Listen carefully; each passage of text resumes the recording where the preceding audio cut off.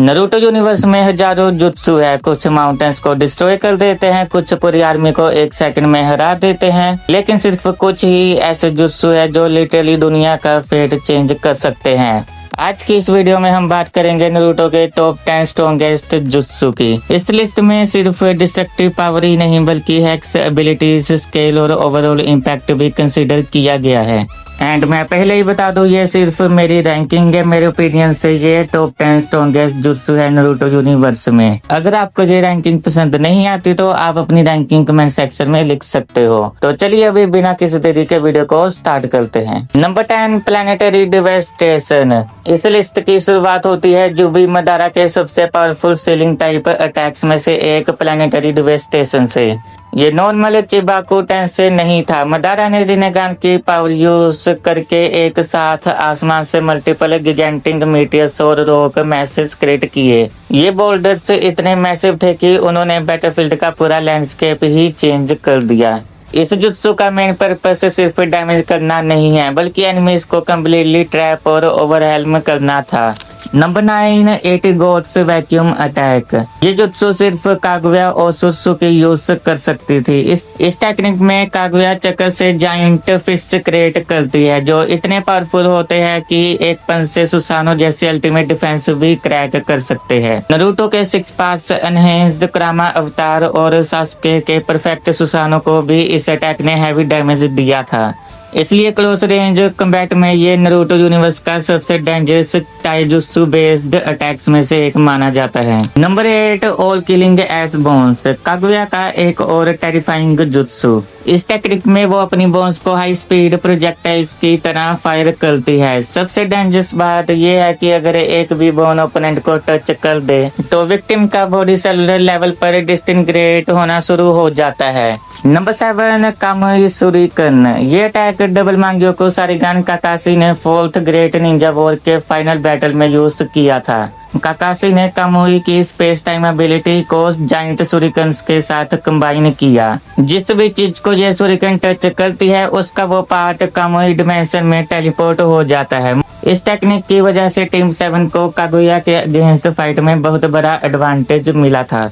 Number 6, night गाय। अगर बात पूरे फिजिकल पावर की हो तो नाइट गाय का नाइट गाय लेजेंडरी है। 8 गेट्स के फाइनल गेट ओपन करने के बाद गाय को इतनी स्पीड और पावर मिलती है कि उसकी किक ने जुबी मदारा जैसे ऑलमोस्ट इनविंसिबल कैरेक्टर को ऑलमोस्ट किल कर दिया था। इस टेक्निक की सबसे बड़ी वीकनेस ये है कि इसे यूज करने के बाद यूजर की डेथ ऑलमोस्ट सर्टेन होती है, मतलब कि पावर के बदले लाइफ को सैक्रिफाइस करना पड़ता है। Number 5, yin yang duo rasen shuriken and Indra's arrow. Yin yang duo rasen shuriken. Naruto ने 6 पाथ से मोड के बाद मल्टीपल चक्रा नेचर्स को कंबाइन करके ये अटैक क्रिएट किया था। इसमें ट्रूथ सीकिंग चक्रा और एलिमेंट राशन सुरिकन की पावर कंबाइन हो जाती है। ये सिर्फ एक्सप्लोजन नहीं करता बल्कि सेलुलर लेवल पर ओपोनेंट को डिस्ट्रॉय कर देता है। इंद्रास एरो। दूसरी तरफ सास्के का अल्टीमेट अटैक। सास्के ने टेल बीस्ट का चक्र एब्जॉर्ब करके अपने परफेक्ट सुसानो के थ्रू एक जायंटिक लाइटनिंग एरो क्रिएट किया। फाइनल वैली की फाइट में इसी अटैक का क्लैश नारुतो के राशन सुरिकन के साथ हुआ था। उससे इतनी मैसिव एनर्जी क्रिएट हुई कि पूरी वैली डिस्ट्रॉय हो गई। दोनों अटैक्स अपनी अपनी कैटेगरी के एब्सोल्यूट पीक है।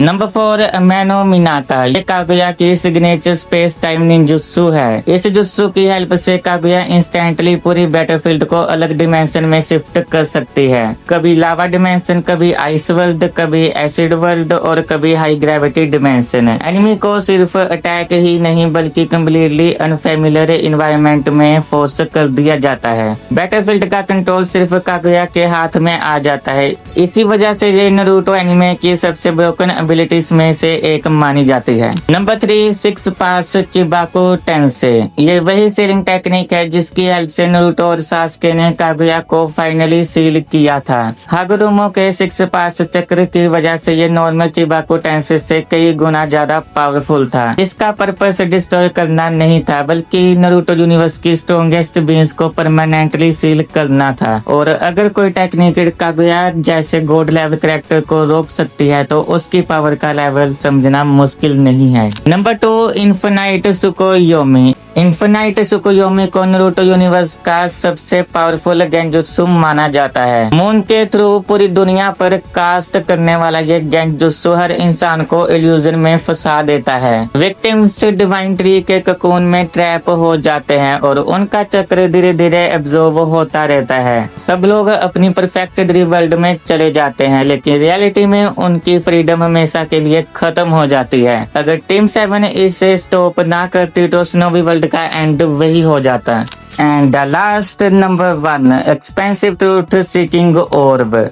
कागुया ने इस टेक्निक को यूज करके एक जाइजेंटिक ट्रूथ सीकिंग ऑर्ब क्रिएट किया था। इस ऑर्ब में 5 नेचर ट्रांसफॉर्मेशन, यिन यांग रिलीज और 6 पार्ट्स चक्र की अनइमेजिनेबल पावर कंबाइन थी। ब्लैक जेट्सू के अकॉर्डिंग इसका पर्पस सिर्फ बैटलफील्ड डिस्ट्रॉय करना नहीं था, बल्कि पूरी डिमेंशंस को इरेज करके एक नई स्पेस क्रिएट करना था। तो यही थी नारुतो की टॉप 10 स्ट्रॉन्गेस्ट जुत्सु की लिस्ट। आपके अकॉर्डिंग कौन सा जुत्सु सबसे ज्यादा ओवरपावर्ड है? अपनी रैंकिंग को कमेंट्स में जरूर लिखना। अगर वीडियो पसंद आई हो तो वीडियो को लाइक एंड अगर चैनल पर नहीं हो तो चैनल को सब्सक्राइब करना मत भूलना। मिलता हूँ नेक्स्ट वीडियो में, तब तक के लिए बाय बाय।